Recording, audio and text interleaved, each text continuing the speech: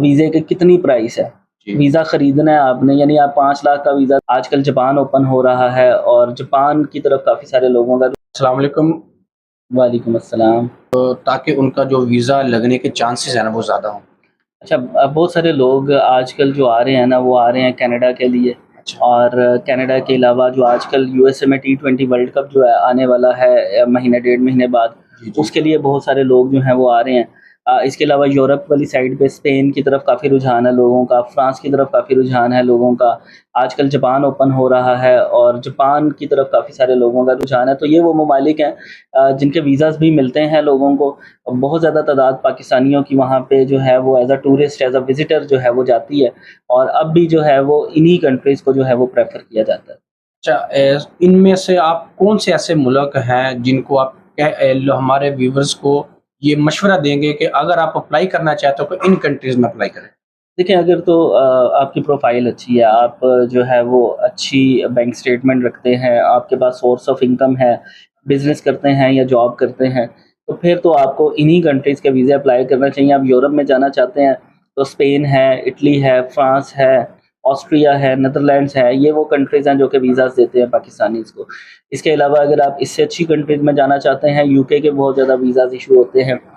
USA के काफ़ी visas issue हो रहे हैं, कनाडा की तरफ काफ़ी सारे लोगों का रुझान है। वैसे तो वीज़ाज़ जो हैं वो डेफ़िनेटली लोगों को उनकी अपनी प्रोफ़ाइल पे मिलते हैं, लेकिन कई ऐसे कंट्रीज़ भी होते हैं जो वीज़ाज़ पाकिस्तानियों को बहुत कम जो है देते हैं। तो उन कंट्रीज़ की तरफ आपको अप्लाई नहीं करना चाहिए जो कि वीज़ाज़ बिल्कुल नहीं देते हैं। नहीं, नहीं। अच्छा सर, ये बताएँ कि क्या वीज़ा खरीदा जा सकता है? वीज़े की कोई कीमत भी होती है या क्या तरीक़ाकार है?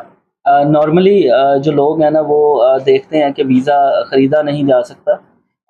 काफ़ी सारे लोग इसके ऊपर कन्फ्यूज़ होते हैं। अक्सर लोगों को ये मैसेज मतलब आ रहा होता है, मुझे भी, और कॉल्स भी आ जी, रही जी। होती हैं कि क्या वीज़े की कितनी प्राइस है। जी। वीज़ा ख़रीदना है आपने, यानी आप 5 लाख का वीज़ा दे रहे हैं, 10 लाख का दे रहे हैं। देखें, सबसे पहली चीज़ तो लोगों को ये याद रखनी चाहिए कि वीज़ा ख़रीदा नहीं जा सकता। वीज़ा हमेशा अप्लाई किया जा सकता है। सही है। वीज़े की कोई कीमत नहीं होती कि 5 लाख का वीज़ा मिल जाएगा, 10 लाख का मिल जाएगा, 15 लाख का मिल जाएगा, ऐसा बिल्कुल भी नहीं है।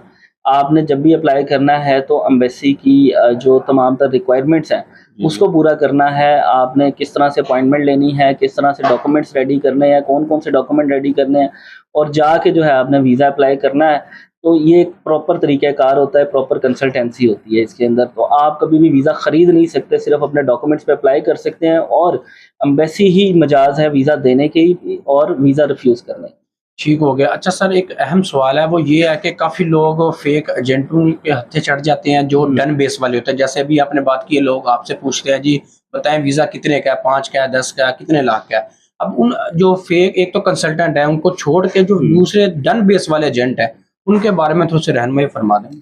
अच्छा, ऐसा है कि सबसे लोगों को इसमें ना बेसिक चीज़ें बड़ी याद रखनी चाहिए जी, जी। कि वीज़ा अप्लाई करते हुए किन-किन चीज़ों का ख़्याल रखें ताकि उनके साथ फ्रॉड ना हो, धोखा ना हो। जी, जी। आजकल लोग जो मेरे पास ज़्यादा आते हैं ना, वो कहते हैं जी हमारा फलाना जानने वाला है जो चलता-फिरता है, और वो एजेंटी करता है, और उसने कहा है जी हम 15 लाख में आपको हम जी, जी। यूरोप पहुँचा देंगे, हम 20 लाख में आपको कनाडा पहुँचा देंगे। तो सबसे पहले एक चीज़ तो आपने याद रखनी है कि कोई भी बंदा, कोई भी कंपनी वीज़ा आपको नहीं दे सकती।